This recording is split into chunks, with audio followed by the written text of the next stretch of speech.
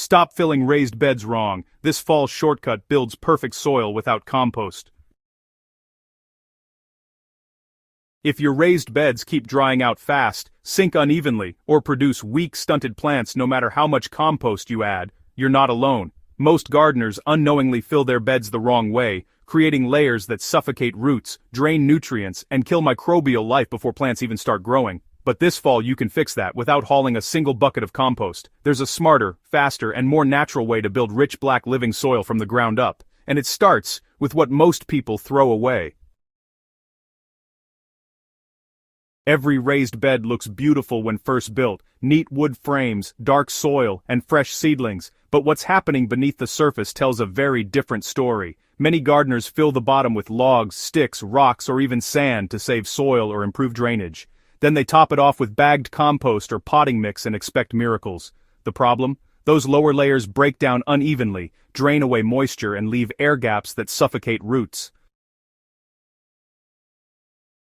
Over time, your once perfect bed sinks several inches. You end up adding more compost each season, yet the soil still dries too fast and plants remain weak. The truth is, compost alone isn't enough. What you need is living soil, a self-feeding ecosystem that balances organic matter, minerals, and microbes all year long, and the best time to start building it is right now in fall. Forget the backbreaking work of mixing endless wheelbarrows of compost. The real shortcut is using natural materials to let nature do the composting for you inside the bed over winter. This is known as layered soil building, or what some folks call the lazy gardener's soil revival. Here's the idea. Instead of filling the entire bed with finished compost, you create layers that feed the soil life slowly and evenly. Worms, fungi, and microbes move through these layers during fall and winter, transforming them into dark, crumbly, nutrient-rich humus by spring. Start by loosening the ground beneath your bed with a digging fork. Don't remove the grass or topsoil. You want to open channels for earthworms and moisture to move freely between the native soil and the bed above. Now, layer your materials in this exact order. 1. Base layer, 8 inches. Add a mix of rough, carbon-rich materials that break down slowly. Think shredded cardboard, dry leaves, small twigs, or chopped straw. This layer acts as a sponge to retain moisture and provide long-term carbon for soil microbes. 2. Green layer, 6 inches. Next, add nitrogen-rich material to feed decomposition. You can use fresh grass clippings, vegetable scraps, coffee grounds, or even old garden trimmings. Mix this slightly into the base layer so it doesn't compact.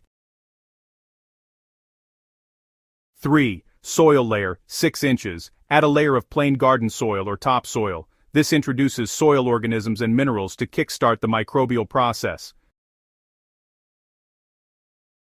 4. Mulch or cover layer, 2 to 3 inches. Top everything with dry leaves, straw, or shredded bark. This protects your bed from erosion and keeps the inner layers warm and active during winter.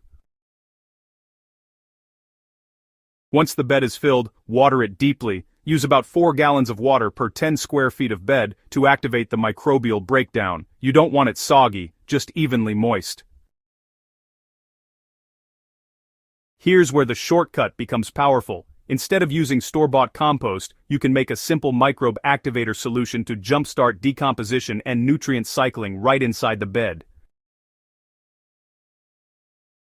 Alright, so, to make this mix you'll want to combine the following: 2 tablespoons of molasses, which, feeds those beneficial microbes. Then add 1 cup of milk or yogurt to introduce lactic bacteria. Next, 1 tablespoon of apple cider vinegar helps balance the pH. And, finally, top it all off with 1 gallon of water. Give it a good stir, and then pour the mixture evenly over your layered bed. This mild ferment, kind of like compost tea, wakes up dormant soil life and helps those organic layers transform faster through the winter. If your bed is on the larger side, just multiply the recipe. Use 1 gallon of activator for every 10 square feet. And, repeat watering with this mix once a month until early spring. Compost is excellent, of course, but when it's added in bulk it tends to break down too quickly and releases nutrients faster than plants can actually use them. The result? Well, you get nutrient loss, leaching, and eventually, soil exhaustion. The layered method, on the other hand, feeds soil gradually, the carbon-to-nitrogen ratio remains balanced, microbial colonies thrive, and worms multiply naturally. By spring you'll find your soil teeming with life, soft, moist, and rich in earthworm castings. It holds water beautifully, yet drains just enough to prevent rot, and best of all, you won't need to keep topping it up every season. Once your bed develops a living soil base, it becomes self-renewing. Fall gives you the perfect temperature range for decomposition, cool days and moist nights that encourage fungi, worms, and microbes to work without drying out. By preparing now, your bed will cook all winter long under the mulch. Come spring, it's ready to plant directly. No digging, no turning, no extra compost needed. Even better, fall-built beds resist weeds. The natural breakdown process smothers weed seeds while creating a dense, oxygen-rich root zone for your crops. It's the lazy way to get professional results.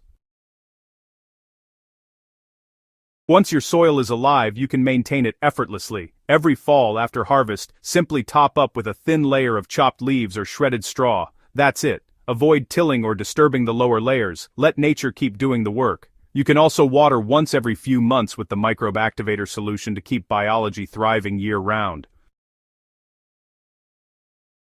After 2 seasons, your raised bed will behave like a mature forest floor, dark, spongy, and full of life. You'll notice fewer pests, better water retention, and crops that grow faster with stronger flavors.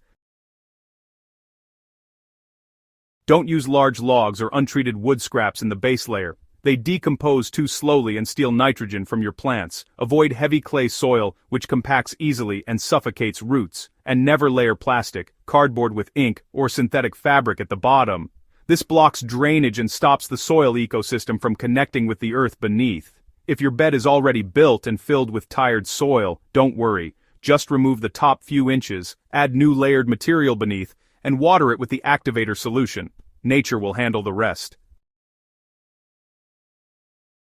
You don't need expensive compost or fertilizers to create perfect soil. You just need to let nature work with you, not against you. This fall shortcut transforms any raised bed into a thriving ecosystem. No turning, no hauling, no back pain. By spring you'll have soil so rich it crumbles between your fingers, bursting with life and ready to grow anything.